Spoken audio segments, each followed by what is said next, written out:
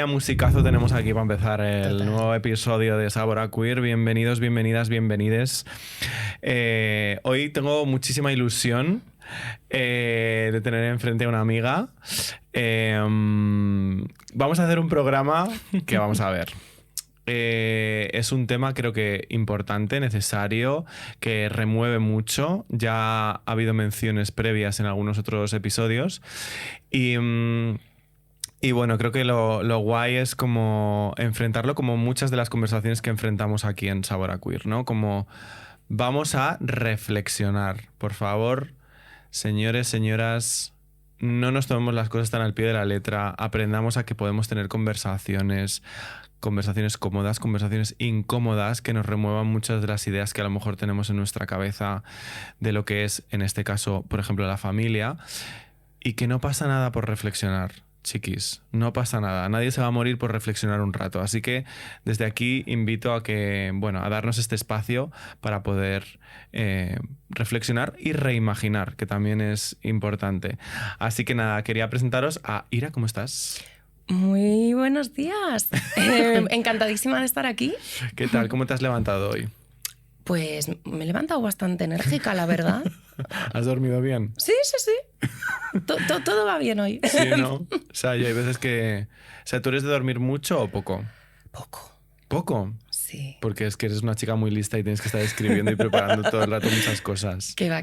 Me voy a dormir viendo reels, perdiendo el tiempo miserablemente. A esto le pasa a una amiga mía que se pone TikTok para dormir. Es como, creo que no se me ocurre nada peor para dormir que estar Es como en un terrible. bucle de Y además vídeos, luego, ¿no? como que se presenta como pesadillas. Claro, o sea, te piensas que estás como en un bucle en el que no paras de ver vídeos.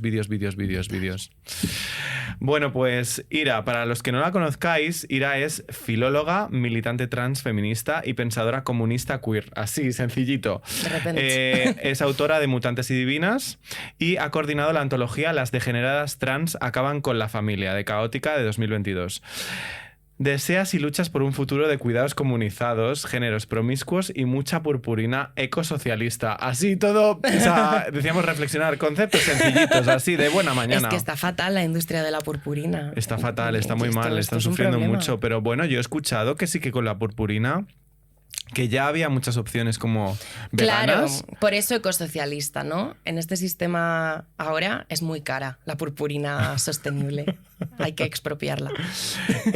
Bueno, pues a mí me interesa mucho que tengamos esta conversación por eso, porque yo mismamente cuando empecé en su momento a escuchar la palabra abolir o abolición, siempre es como que te genera como una reacción, ¿no? Porque es una palabra como muy Total. contundente y creo que, bueno, que podemos sacar como una conversación chula a lo largo de hoy. Así Total. que vamos a ver. Vamos allá. ¿Por qué quieren las degeneradas trans abolir la familia? Vamos a empezar así, sencillito.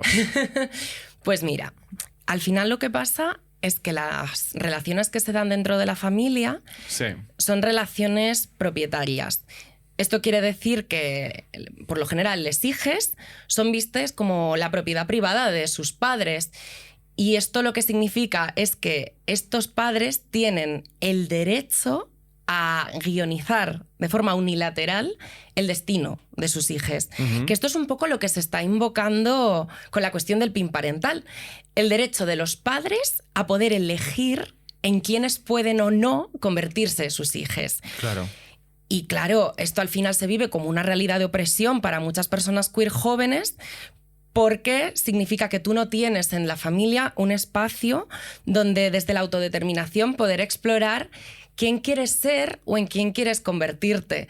Y es que si lo pensamos muchas veces, esta frase típica de mi casa, mis normas, suele ocultar que las normas de la casa tienden a reproducir la cis-heteronormatividad que este sistema ha hecho parecer el orden natural de las cosas. Claro, y supongo que también muchas veces pasará que para muchos padres incluso será como complicado Total.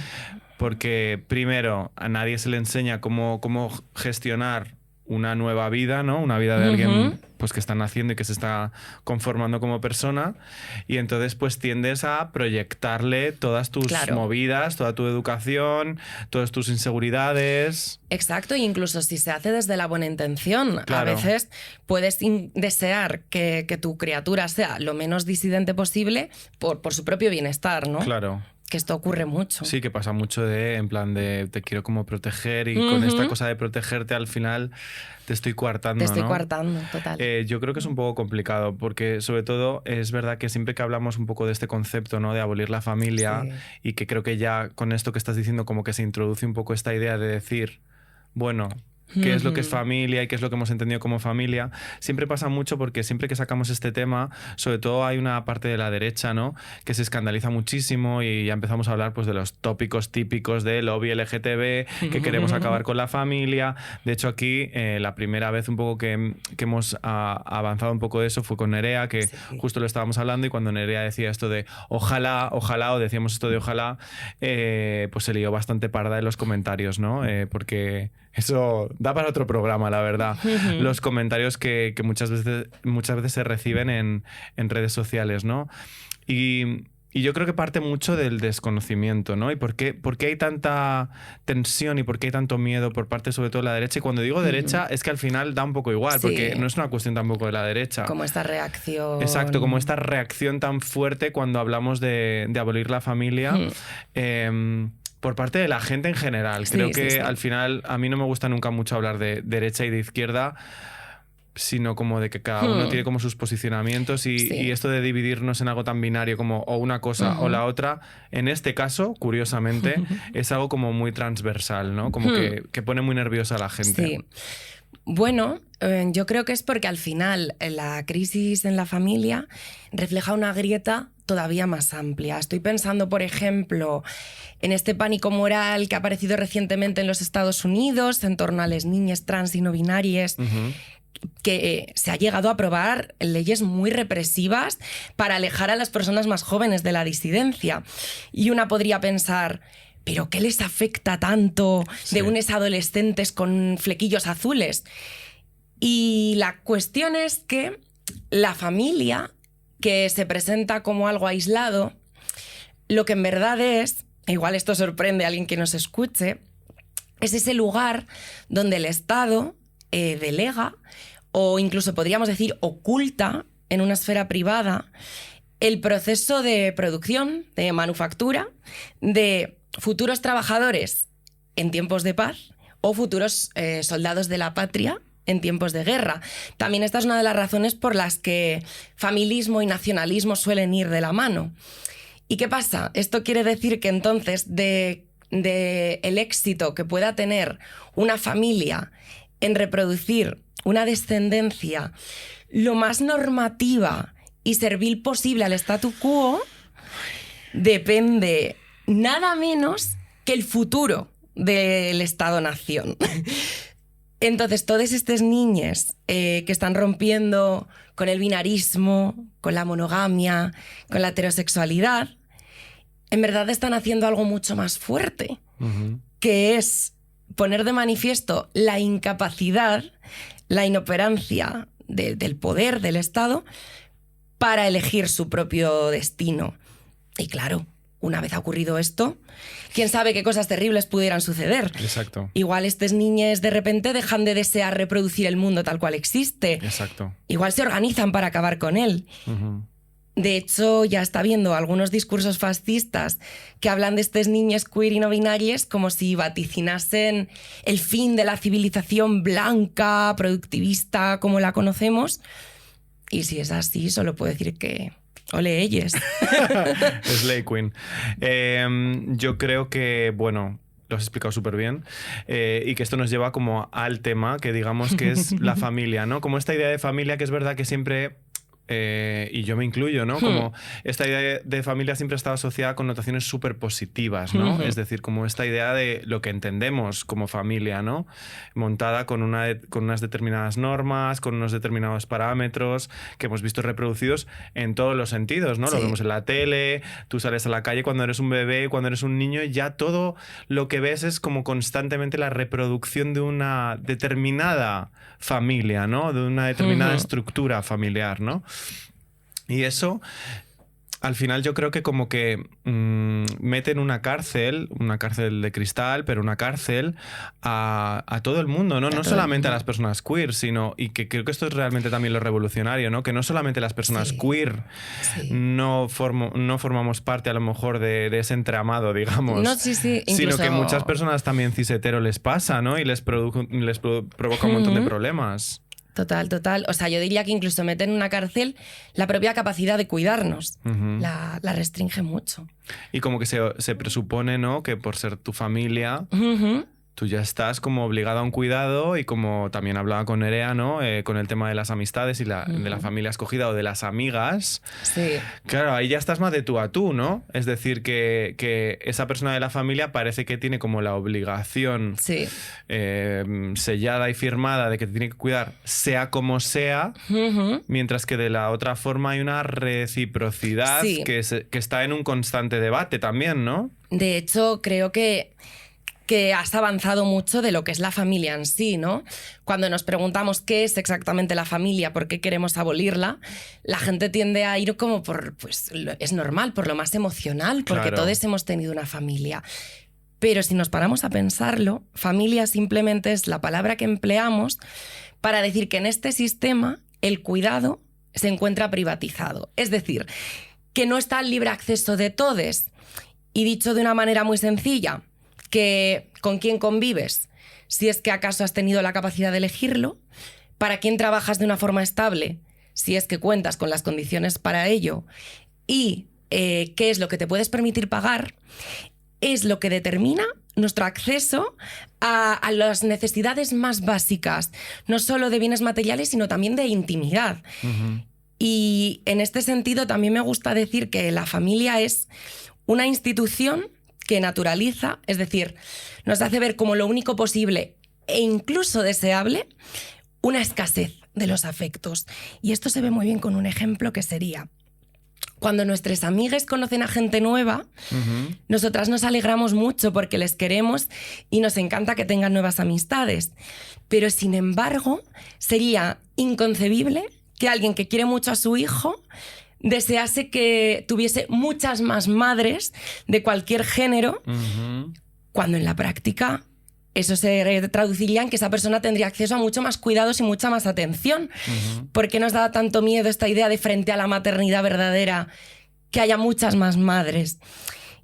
Y creo que aquí igual es conveniente hacernos una pregunta un poco incómoda pero inspiradora, que es: ¿esta persona que yo tanto quiero, si un día decide marcharse, si un día huye de mi compañía porque ya no está a gusto, seguirá teniendo acceso a las necesidades más básicas?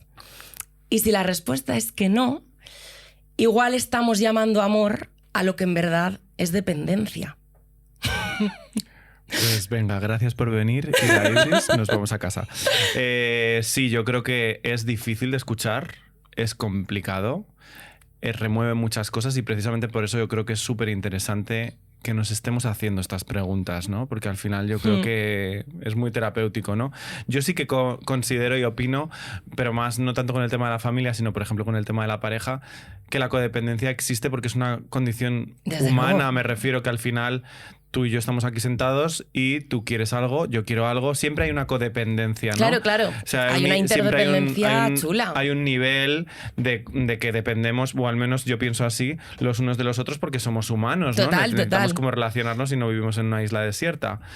Pero sí es interesante hacerse este tipo de preguntas, ¿no? Porque precisamente es lo que pone como un poco en causa pues esta idea idealizada de la familia, que como decíamos antes también como cárcel, que a veces parece que no lo eligen las propias familias. Exacto, que nadie lo elige y que a veces te ves abocado a mantener o a sostener o a respetar un sistema ya marcado, y si no te sientes cómodo, cómoda dentro de ese sistema, parece que no puedes escapar, ¿no? Porque entonces eres mala persona, o no quieres ¿cómo no vas a querer a tu madre? ¿Cómo no vas a querer a tu hijo? ¿No? De hecho, yo creo que tenemos aquí en el Estado español algo que nos ayuda mucho a pensar la abolición de la familia, que es el hecho de que aquí es inconcebible pensar en la sanidad como algo que no sea público. Y precisamente en otros territorios del mundo, todo lo que a día de hoy aquí están haciendo los trabajadores y trabajadoras de la sanidad se hace en la familia. Entonces, en esos contextos, el mero hecho de depender de tu familia si te has roto un brazo, Claro. ya demuestra que esto va mucho más allá de que los familiares que nos quieren se sientan culpables. Que lo que hay que hacer es construir algo desde fuera que haga posible que de verdad no exista esa dependencia, sino precisamente pues esa interdependencia, esa relación más equitativa. Exacto. Y que al final, en el momento en el que te paras y te haces estas preguntas y empiezas a vislumbrarlo desde este lugar, empiezas a decir, que hay como unos intereses muy específicos por parte de un sistema para que funcione de una determinada forma que te hace muy difícil que te escapes de ello, ¿no? Por eso hablamos de abolición, ¿no? O sea, si hablamos de abolición, ¿a qué nos referimos cuando hablamos de abolir la familia? Sí. Este término que suena tan terrorífico, abolición, como que recobró fuerza en todo el mundo, y esto es importante, a partir del asesinato racista policial de George Floyd en 2020, en primavera, y cuando se retoma toda esta campaña del Black Lives Matter, el Black Trans Lives Matter. Y es que la abolición se conecta con una lucha ya larga de personas racializadas y proletarias contra las cárceles y la policía. Y de hecho, el concepto de abolición lo que en verdad vendría a significar es la lucha que llevamos a cabo para transformar radicalmente una sociedad, la sociedad que hace posible y necesarias las cárceles, la policía o toda forma de encierro y cautividad. Pero algo que creo que es importante matizar es que no se trata de un proceso de destrucción, sino que es un proceso expansivo. Y para poder visualizar muy bien esta idea de lo expansivo, mi querida amiga Sophie Lewis, que es una escritora transfeminista y socialista, plantea una imagen que es la familia es a nuestra capacidad de cuidarnos, lo mismo que un zoo es a los animales que encierra. Y dice, igual estos animales han sido realmente felices o no han conocido otra cosa más allá de esas verjas, pero sabemos que hay muchos otros hábitats posibles en el mundo. Pues pasa un poco lo mismo con la familia. Pero a mí me gusta sobre todo coger esta imagen para decir, abolir la familia lo que es derribar las verjas del zoo. Y esto quiere decir que si una vez derribadas tú decides quedarte exactamente donde estabas con esas personas que ya querías, ya es distinto. Exacto. Porque ya no hay verjas. Y fíjate si es certera esta imagen de la domesticación y del encierro, que solemos pensar en la familia como una forma social inocente, virtuosa, y nada más lejos de la realidad. Para que ésta haya podido darse en tantas partes del mundo y de forma masiva, hizo falta un proceso organizado de erradicación de todos los parentescos que le precedían. Y a mí me gusta poner un ejemplo que sería en Abya Yala, en ese territorio que actualmente ocupan los Estados Unidos. En el norte se abrieron reservas indígenas donde se encerraba a las personas que ya vivían allí, separando a las personas más jóvenes de aquellas personas adultas con las que convivían. Cuando no, directamente se asesinaba a niñes con el propósito de reprimir esos pueblos, pero quizá más evidente en el sur. Todas aquellas personas esclavizadas que habían trabajado en las plantaciones, para poder acceder al reparto de tierras, tuvieron que aceptar de forma obligatoria el matrimonio heterosexual monógamo. Es decir, la familia como la conocemos, para poder existir, ha necesitado de un proceso violento. Y también me parece que esto es importante porque jamás deberíamos pensar en la abolición de la familia como un proceso en el que nos separamos de personas que amamos, que queremos y que de alguna forma suponen un apoyo contra la violencia cotidiana. Y de hecho, quiero añadir este matiz, de existir un proyecto que está llevando a cabo una separación forzosa de personas que se quieren, ese es el capitalismo racial. y no tengo que remontarme tan atrás en el tiempo. Esas son las políticas fronterizas de la Europa Fortaleza.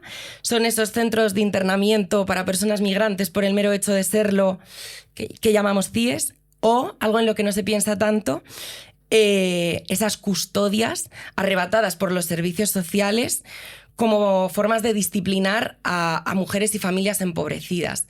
Y frente a todo esto, y creo que esta frase es clave, lo que busca la abolición de la familia no es nada más y nada menos que ninguna persona esté forzosamente unida a otra. Te has quedado a gusto, ¿no? Sí. Yo creo que es muy interesante. O sea, son un montón de temas, es muy complejo, es difícil, es como, pues de nuevo lo que decíamos antes, como difícil de escuchar y como muy intenso, ¿no? Porque realmente vemos, y con lo que tú dices, que hay como muchos frentes y que yo creo que sobre todo se basa, y también lo hemos hablado aquí otras veces, en una toma de conciencia, ¿no? Y también en que hay un borrado de una parte de la historia que no se nos comparte obviamente, con una serie de objetivos para que no podamos desarrollar estas reflexiones. Y eso se une a un montón de, bueno, pues de cosas que pasan en nuestro día a día que no nos permiten tampoco hacernos estas preguntas, porque aquí somos dos personas blancas, privilegiadas, pudiendo tener esta conversación elevada, porque tenemos acceso a poder leer, aprender, escuchar, tenemos tiempo para reflexionar, cuando hay otras muchas personas que a lo mejor solamente están sobreviviendo en un sistema que te pone el pie en el cuello y no te deja más que respirar y poder sobrevivir. Entonces, esto es como...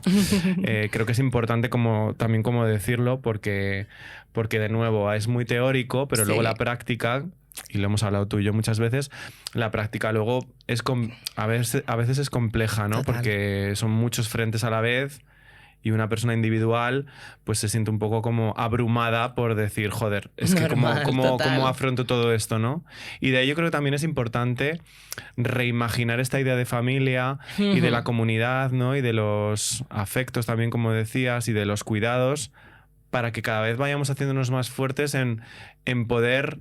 ser disidentes, ¿no? Y de decir, bueno, pues es que ¿por qué tengo que yo estar obligada a llevarme bien con mi prima? Porque es mi prima y es de mi familia. Si nos odiamos. Sí, total. De hecho, esto que comentabas ahora, ¿no? Ese borrado de la historia queer, que al final también es pasar por alto el hecho de que desde hace muchas décadas muchas personas queer han estado cuidando de aquellas abandonadas a su suerte por quienes decían quererles. Y en este sentido yo creo que tenemos dos ejemplos en nuestra historia disidente que son muy bonitos. Uno sería el de la Casa Star. Como mucha gente igual le suenan los nombres de Marsha Johnson y Silvia Rivera, pero conocen menos que ellas tenían un local ocupado que estaban de alguna manera manteniendo a duras penas, donde acoger a personas sin hogar queer, donde... Bueno, esto también lo vemos mucho en series como Pose, ¿no? Estas familias que surgen en el medio del devenir desheredadas. Y una anécdota que me parece muy bonita, que durante la crisis del SIDA, a un activista de ACT UP que se llamaba Douglas Crimp le dijeron que se iba a morir por su promiscuidad. Y él respondió, no, de hecho mi promiscuidad es lo único que me puede salvar, porque para ellos también era una promiscuidad de los cuidados. Y así se puso de manifiesto con todas esas redes activistas, pero también de amantes, que se encargaron de mantener con vida a todos esos compañeros seropositivos y de llevar a cabo esos cuidados terminales que, y esto es importante recalcarlo, no hicieron las familias. Entonces, para mí es muy importante como aprender de todas estas tradiciones de cuidados que han llevado las oprimidas durante años, demostrando que se puede poner la ternura por encima de la herencia y que son como un verdadero faro a la hora de pensar una política de los cuidados. Sí que añadiría igual un inconveniente que me parece relevante, que es que no podemos dejarlo todo en manos de las así llamadas familias elegidas, porque ¿qué pasa con aquellas personas que no son elegidas? y que probablemente no lo vayan a ser nunca, ¿no? Personas que igual han perpetrado formas de violencia o que se relacionan de una forma muy neurodivergente con la sociedad. Entonces a mí sí que me gusta decir que yo cuando pienso en una sociedad revolucionaria futura, tenemos que garantizar la incondicionalidad de los cuidados, que todo el mundo por el mero hecho de existir pueda acceder a sus necesidades más básicas, lo cual no quiere decir que estas familias elegidas, estas resistencias queer sean el punto de partida para horizontes muy, muy inspiradores. Claro, porque nos quedaríamos de nuevo un poco en esta idea binaria de decir, claro, la familia tradicional es una mierda, pero la familia escogida es increíble, maravillosa y es lo que tiene que ser, ¿no? Porque también tiene como sus recovecos. De hecho, la familia tradicional siempre sirve para perpetuar ese capitalismo y, sin embargo, las redes queer son siempre revolucionarias de por sí. Claro, pues claro. obviamente no. Total, total. De hecho, creo que es imprescindible entender que ninguna de estas redes existe fuera del sistema y por lo tanto pues también va a seguir reproduciendo sus lógicas. Las actividades que realicen personas feminizadas y racializadas van a seguir estando más invisibilizadas, van a seguir existiendo violencias e incluso cabría preguntarnos, por incómodo que sea, que hasta qué punto puede ser elegida una convivencia que, de no darse, pone en riesgo nuestra vida. Uh-huh. Como hasta qué punto es una familia elegida. Sí, elegida desde la libertad de que puedes elegir lo que tú quieras. Claro. ¿Elegirías eso o lo eliges por supervivencia? Claro, bueno. Exacto. Que siempre va a ser mejor que la no elegida normativa. Pero bueno, es lo que dices, es quedarnos con todo como con sus potenciales y sus limitaciones. Exacto. Y también yo creo que ese punto que hablábamos antes de asumir esa interdependencia, Exacto. que tú has dicho interdependencia, yo digo codependencia, pero bueno, interdependencia, que queda más bonito, en la que todos nos necesitamos. O sea, que esto es un pa' ti, pa' mí, pa' ti, pa' mí, pa' ti, pa' mí, ¿no? ¿Y qué pasa entonces? ¿Qué hacemos con todo este tipo de familias homoparentales o otros métodos de crianza que son como poco alternativos? Que son un poco alternativos, me encanta esto. Como la cocrianza. Con esto, ¿qué hacemos también? ¿Lo abolimos o no lo abolimos? ¿Lo ponemos en causa? Porque es verdad que es muy cultural, ¿no? Sí. Al final lo que estabas diciendo, por esta idea del borrado y de cómo nos han educado, nos han hecho creer que esto es como lo natural y lo normal y que no hay otras formas, ¿no? Pero también entiendo que hay muchas otras familias que lo están intentando dentro de... Sí. A ver, yo creo que al final, si nos quedamos con esta idea de que abolir es expandir, uh-huh. La idea es bonita. Es simplemente todo esto que tenemos, llevarlo más allá de cómo se da actualmente. Y, por ejemplo, en la pandemia del COVID-19, uh-huh. sin que esto suene a sorna... Aquella pandemia. ¿Quiénes? Ha sonado histórico de repente. ¿Quiénes nos sostuvieron? ¿Quiénes permitieron que saliésemos a flote? ¿Fueron las familias homoparentales? Igual en algunos casos sí, pero por lo general pues fueron las redes de apoyo vecinales, las trabajadoras de la sanidad. Entonces esto lo que nos dice es que lo que tenemos que hacer es llevar los cuidados simplemente más allá de las paredes de los hogares privados. Y esto es bonito.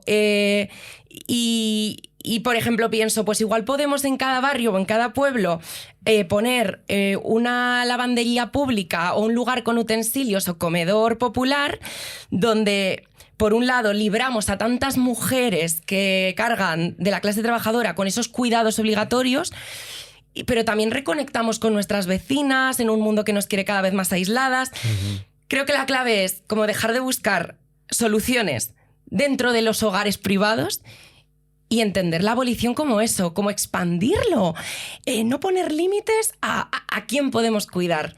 Yo tengo también una broma que es como, ¿sabes? Estas señoras que se te ponen a hablar en la marquesina de los autobuses y te preguntan un montón, ¿qué tal estás? Para mí, una abolición de la familia tiene que ver con devenir todas esas señoras que son capaces de preocuparse por cualquier persona sin exigirle nada a cambio, sin exigirle obediencia a unos mandatos, solo por el hecho de entender que somos una comunidad, que que vivimos juntas, que estamos atravesadas por opresiones comunes. Sí, es como yo creo como unirnos de alguna forma, ¿no? Y entendernos, escucharnos, comunicarnos y aceptar que se comuniquen también con nosotras, ¿no? Es decir, la vecina, es que yo, por ejemplo, me pasa también mucho con mi vecina, que es una persona que no tiene, que es mi vecina, es decir, que no es de mi familia, y sin embargo siempre dice, pero tú lo que necesites, no sé qué, no sé cuánto, y a veces cuando pues quizá uno está más como en el bucle capitalista de esta es mi vida, tengo que trabajar, tengo que hacer esto, es como, ay, qué pesada, de verdad, déjame en paz. Cuando ese momento es como un momento de verdad, que hay una persona que se está preocupando también por ti y que si le damos espacio nos permite como empezar a reimaginarnos que me puede importar una señora que no sea de mi familia y eso de mi sangre, ¿no? Es algo precioso. Nos han educado para pensar que solo podemos cuidar de unidades muy chiquititas y en particular de aquellas con quienes compartimos sangre. El descubrir que tenemos la capacidad del poder colectivo de cuidarnos, que de hecho esa es la única razón por la que seguimos existiendo. Entonces yo animaría a llevarlo desde ahí, desde... Claro. No es tanto que las familias se sientan culpables por no estar haciéndolo lo suficientemente bien, es que quizás la familia, quizás el hogar, no es el lugar desde el que llegar a repartir todos los cuidados, la intimidad y la atención que necesitamos. Exacto. De hecho, esto se une también con esa dificultad que vivimos también ahora, que es que, claro, la familia siempre se entiende como ese lugar también un poco en el que vivimos todas juntas, ¿no? En plan, compartes un mismo techo y eso te hace vivir juntas. Y claro, quizá abolir la familia también pasa por tener esta conversación sobre las políticas de vivienda, ¿no? Es decir, que eso también impide que esta expansión de la que estamos hablando sea posible. Sin duda. O sea, al final, mientras la vivienda siga siendo una mercancía con la que especular, jamás podrá ser libremente elegida. Lo cual es una conditio sine qua non para que las personas queer puedan florecer y compartir libremente su día a día. Y yo creo aquí además que hay una conversación pendiente y muy inspiradora entre los movimientos y los sindicatos de vivienda y la liberación queer. Porque es verdad que estos espacios de lucha muchas veces, y lo entiendo, recurren a la familia de una forma romantizada porque, joder, fíjate, van a desahuciar a una pobre señora mayor con sus hijos. Y sin embargo, podrían hacer una crítica transfeminista a la familia al tiempo que, digamos, que luchamos por la construcción de espacios donde poder ser, desear y relacionarnos sin restricciones, incluso cabría añadir a través del medio de la ocupación, pero sin por ello al mismo tiempo estar luchando contra la privatización de todos aquellos medios que necesitamos para llevar a cabo una vida plena. Creo que es compatible y creo que puede ser muy poderoso el plantear la vivienda como la construcción de espacios habitables donde florecer, a la vez que nos organizamos pues contra la especulación de nuestros bienes básicos. Claro. A ver, esto es precioso, esto es muy bonito, y a veces es como que suena todo muy idealista, ¿no? De decir, bueno, pues vamos a este mundo ideal, no sé qué, y a veces es como también pensar en esta idea de que a veces es más fácil imaginar como que el mundo se acabe que el capitalismo nos lo carguemos entre todas, ¿no? Entonces, desde ahí también yo creo como que las historias y los relatos que nos llegan, ¿no? Hablan siempre como del futuro como de algo catastrófico, ¿no? Que es difícil de imaginar desde esta positividad que estás diciendo, porque es como todo muy apocalíptico, ¿no? En plan de, yo qué sé, The Walking Dead, El cuento de la criada, Children of Men, tenemos un montón de ejemplos que yo creo que lo cuentan y lo muestran. Y claro, quizá desde ahí también nos están siendo correctivos con nosotros, ¿no? Nos están lanzando como esta idea de que es que esta es la mejor versión del mundo que podemos vivir. No sueñes demasiado. No sueñes, no tengas estos sueños de los que estamos hablando de poder cambiar y evolucionar y que sea un mundo mejor para todas, que no es nada en contra de nadie, sino es un mundo mejor para todas. Como que se nos corrige también un poco desde la ficción, desde todo lo que nos llega, ¿no? Sí, totalmente. O sea, yo creo que en un mundo que deliberadamente nos ha enseñado a no desear alternativas, hay un papel muy importante en la ficción, que es precisamente el de tener la capacidad de enseñarnos de nuevo a desear otros mundos posibles. Y aquí yo creo que es imprescindible géneros como la ciencia ficción feminista. De hecho, quiero aprovechar para recomendar dos lecturas.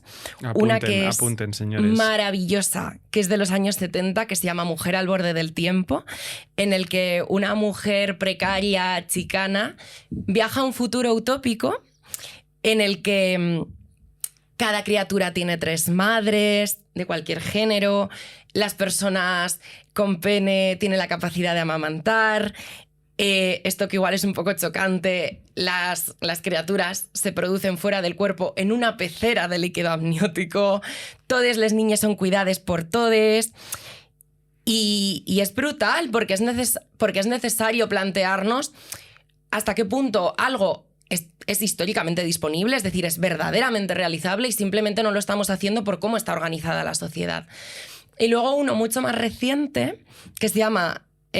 todavía para quienes lean inglés, espero que pronto esté traducido, se llama Everything for Everyone, Todo para Todes, que es de 2 autoras queer, y es como una comuna en el 2069 y hay transcripciones de entrevistas a aquellas personas que o bien se criaron ya en esa sociedad revolucionaria o hicieron posible que pudiese llegar.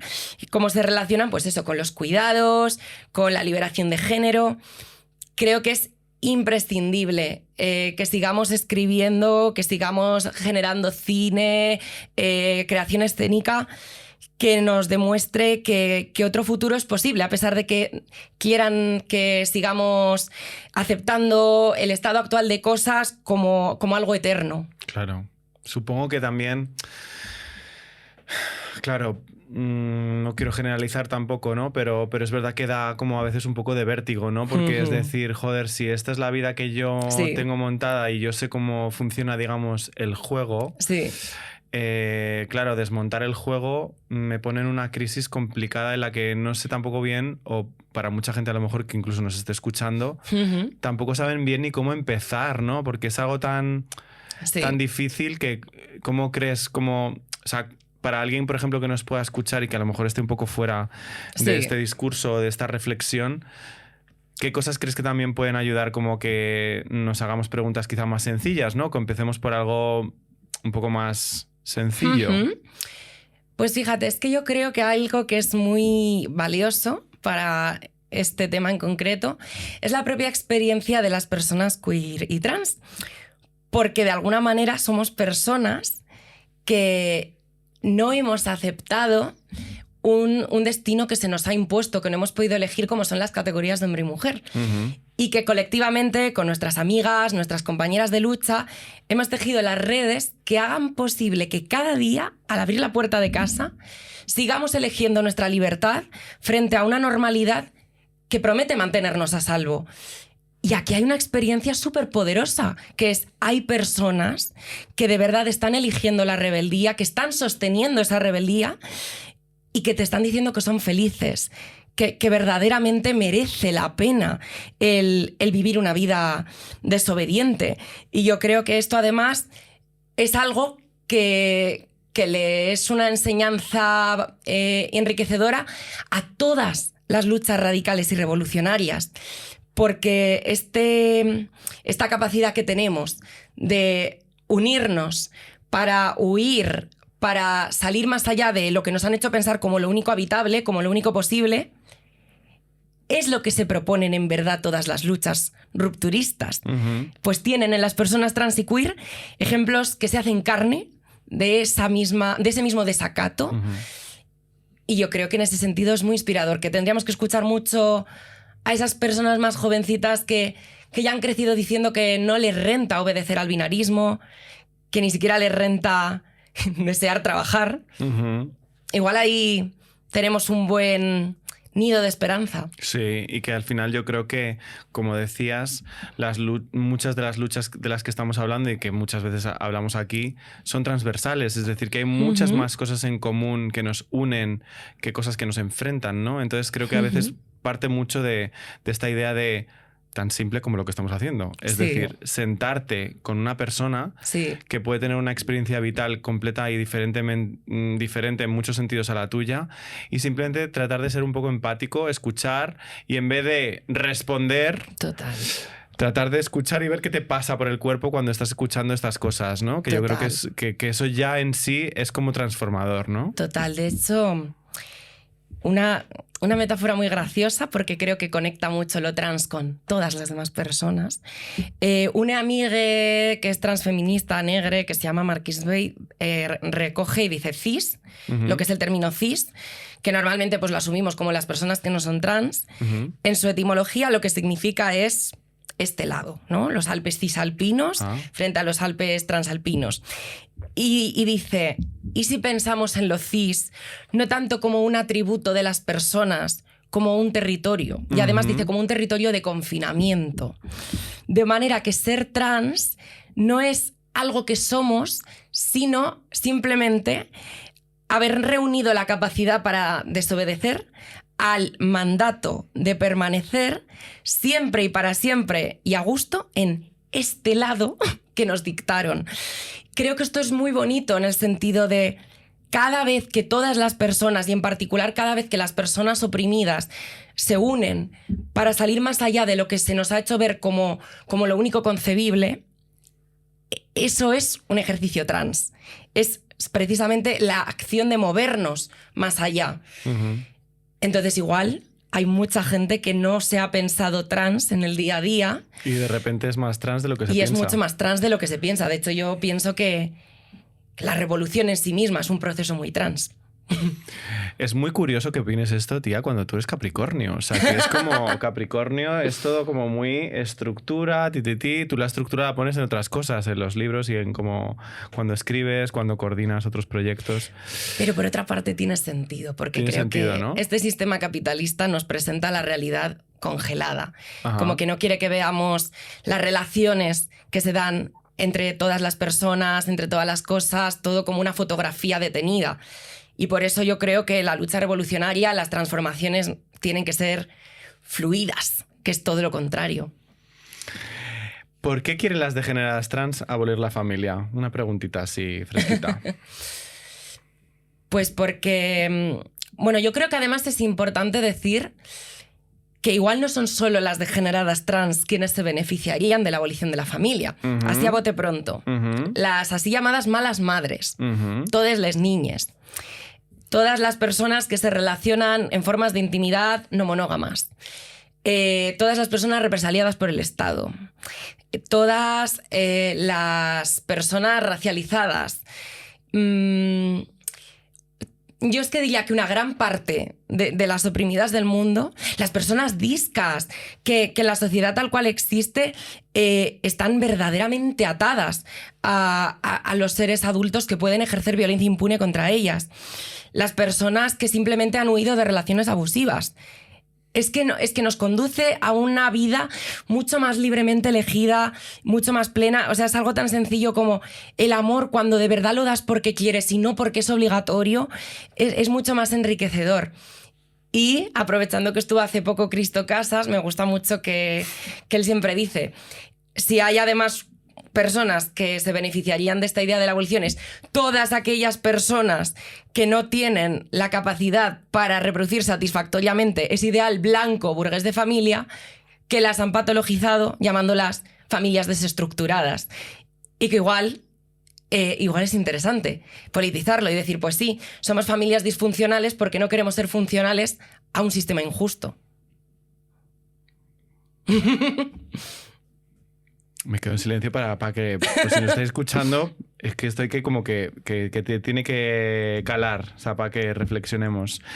Porque aquí hablamos mucho de esta idea de lo trans como una llave, ¿no? Que abre la puerta a un mundo que a muchísimas personas les tensiona enormemente, ¿no? Porque es como que invita a hacer demasiadas preguntas que son tremendamente incómodas. Y liberadoras a la vez. Y liberadoras, pero claro, vistas desde este lugar de miedo, ¿no? Es muy, muy, muy incómodo, ¿no? Pero por eso creo que también aquí las ficciones tienen un papel partisano que cumplir, que es el de Que es el de adoctrinar. Claro, el binario. Total, es justamente eso. Porque este sistema lo que hace es un chantaje, nos enseña el binarismo, la familia, la monogamia, bajo el chantaje de que no vamos a encontrar correspondencia o felicidad en sus márgenes. Pero si empiezan a aparecer series trans y queer o que hablan de otras formas de convivencia más allá de la familia, donde esa felicidad, esa pertenencia es posible, y lo puedo decir yo aquí, es posible. Como sé que tengo privilegios, pero yo cada día estoy eligiendo seguir expresándome libremente cuando podría no hacerlo, y se vive de verdad con muchas menos cadenas. Pues yo creo que aquí hay un papel de todas las personas que están creando cultura, de que la cultura sirva para desatar ese chantaje que está atando a tantas personas, que tantos mundos tienen por ganar, si consiguen dar un paso pues más allá de la norma. Incluso en el tema del amor, tía, porque el otro día lo estaba hablando con un amigo y me preguntaba mucho sobre esto, porque llevo como 2 años como haciéndome muchas preguntas alrededor del tema del amor, qué es el amor, qué es amar, ¿no? Y todo esto. Y decía, claro, pero es que muchas películas románticas, ¿no? Exacto. Lo que nos venden como idea del amor es esta cosa de una persona conoce a otra, hay una atracción, luego hay problemas, una montaña rusa de emociones y al final terminan juntos o separados, pero hay como un final. Pero ¿y qué pasa en el caso de, por ejemplo, queden esas 2 personas queden juntas? ¿Qué es lo que pasa después? ¿Qué es lo que pasa después? Nadie habla de qué es lo que pasa después, ¿no? Entonces, como te piensas que el amor, bueno, yo me he pensado muchas veces que el amor solo es esa montaña rusa. Entonces, en el momento de la película, que ya la película se acaba y ya va la vida normal, entre comillas, ¿qué es lo que pasa? Entonces, como ahí, ¿desde qué lugar me relaciono con esta idea del amor, no? En primer lugar, yo creo que con esto tenemos mucho que aprender de 2 colectivos en particular. Uno son las personas arománticas y otros son las personas que tienen sexo desenfrenado sin amor, que también está siendo como muy criminalizado. Sí. Pues yo te voy a decir lo que pasa. Tal cual existe la familia como un lugar donde nuestra capacidad de cuidarnos es reducida al mínimo, llegará un momento en el que una de esas 2 personas, de esa maravillosa pareja feliz, comienza a envejecer, comienza a ser mucho más dependiente, y entonces la otra persona, como es su ser querido, cargue sobre su espalda una serie de cuidados que le van a robar todo el tiempo de su vida. Es que esta es la historia que no nos cuentan de la familia y del amor monógamo, que llega un punto en el que no se puede, porque somos, como decías, somos interdependientes. No podemos dejar... las feministas socialistas de los años 70 decían que lo llamamos amor, pero es trabajo no pagado.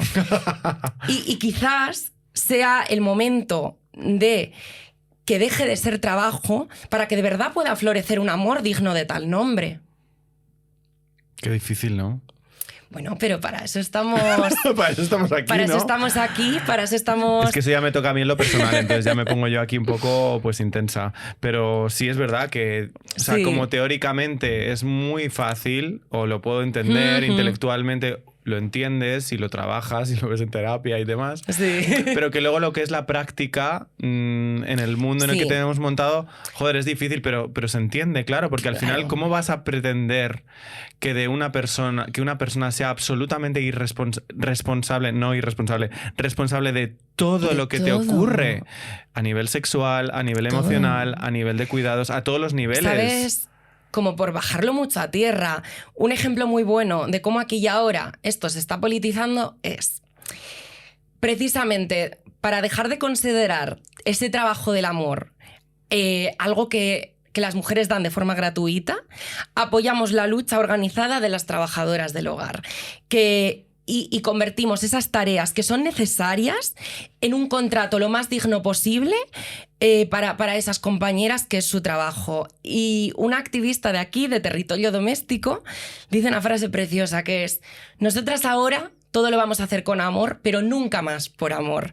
Y esa es la clave.